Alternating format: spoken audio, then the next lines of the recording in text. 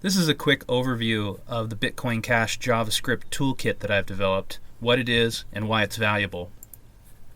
This is the Bitcoin Cash application stack. If you're a mobile developer or a web developer, this is how the application stack is beginning to shape up. At the bottom of the stack is a full node. On top of the full nodes is an indexer, and indexers are used to collect metadata like addresses and UTXOs. Also, with the recent use of SLP tokens, indexers are used to keep track of the tokens and validate those token transactions. On top of these two parts of the stack is a REST API.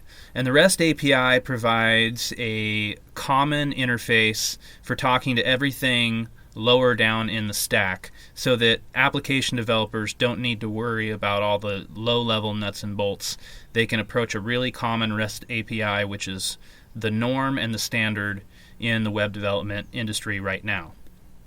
On top of that is Bitbox JavaScript Developer. So whereas any programming language can make a REST API call and talk directly to the REST API server, if you are a JavaScript developer, Bitbox is a toolbox that wraps all of the REST API calls in convenient endpoints, and it also provides a whole bunch of cryptographic tools like validating signatures, doing encryption and decryption, and a lot of other things related to Bitcoin and Bitcoin Cash. And then finally, there is on top of the stack the app that you would be developing. So this video is for application developers, either mobile developers or web developers. And so this is sort of the stack of how all the software works. Let's take a different look at it. This is another layout of this exact same stack, just this might be easier to digest graphically. If you are an application developer or a web app developer or a mobile app developer, this would be the software that you create right here. And then if it's JavaScript, you would talk to Bitbox. And then Bitbox would talk to the REST API. And then the REST API wraps everything lower in the stack and provides a common interface. So right now, the REST API can talk to a full node. It can talk to Blockbook and Bitcore, which are two different indexers that provide addresses and UTXOs, which are very important for doing wallets and any sort of typical application on the blockchain. And then there's also SLPDB, which is the token indexer and validates SLP token transactions. And the great thing about this architecture is that it's expandable. So this question mark bubble can be whatever you want to add to the stack, and I'm sure there will be more applications added to the stack and wrapped by the REST API in the future. So what is the toolkit? It is a portable hard drive. It's a 4 terabyte hard drive, and it's also a USB 3.0 hard drive, which is the fastest speed right now. And it comes pre-programmed with over a terabyte of data, and that includes fully indexed full nodes and fully indexed indexers. And it takes a long time and a lot of computing power to sync these indexers and full nodes from scratch, and that's primarily what makes this hard drive valuable, is the fact that you can plug it in and you don't have to spend all that time syncing from Genesis. So this one hard drive provides all of the infrastructure needed by application developers. It provides a fully synced full nodes and indexers for both mainnet and testnet. It provides a diversified basket of full nodes and indexers to prevent platform risk. Everything runs in Docker containers for easy deployment and customization, and it only uses open source software that's licensed for commercial use. So currently on the hard drive is ABC full nodes for Bitcoin Cash, both for mainnet and testnet, fully indexed, as well as these three indexers, Bitcore Node and Blockbook by Trezor. Bitcore Node is developed by BitPay. It's developed in TypeScript, and Blockbook, developed by Trezor, is written in Go.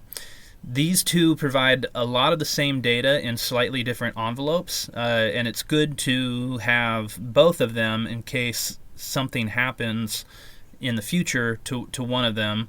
I think developers will naturally prefer one over the other, and so it's good, but it's good to diversify and so that you're not putting all your eggs in one basket. SLPDB is also written in TypeScript, and it provides validation for all the SLP token transactions on Bitcoin Cash. And then others will be added in the future. BCHD right now is on the top of the list. It would be great to add that. It would also be great to add some alternative indexers like Bcash or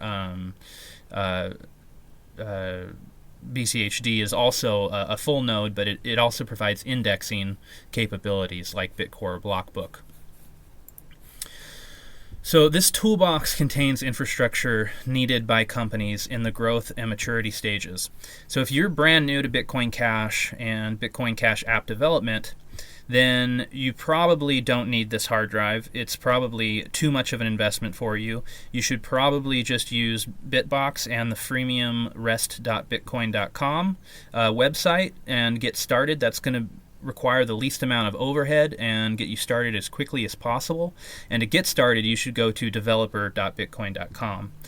But if you are a company in the growth and maturity phase, and particularly the growth might just be one developer who's decided to create an app and is now wanting to have their own infrastructure under their own control, then this hard drive is for you.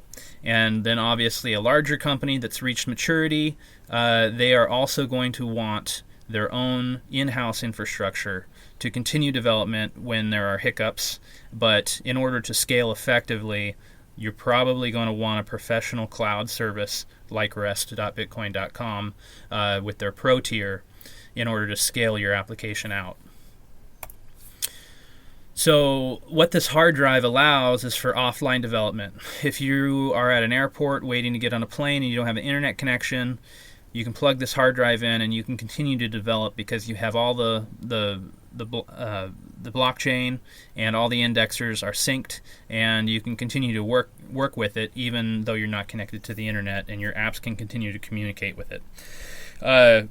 It provides local self-sufficient infrastructure, and it mitigates unexpected outages of services or code. So many people would be familiar with the LeftPad incident where a user rage quit and took their code with them, and it disabled the entire JavaScript industry for about a day. Also, a lot of people rage quit GitHub when it was acquired by Microsoft and took their code with them. And so having the infrastructure that you rely upon on a single hard drive prevents those sorts of outages and downtime for your company.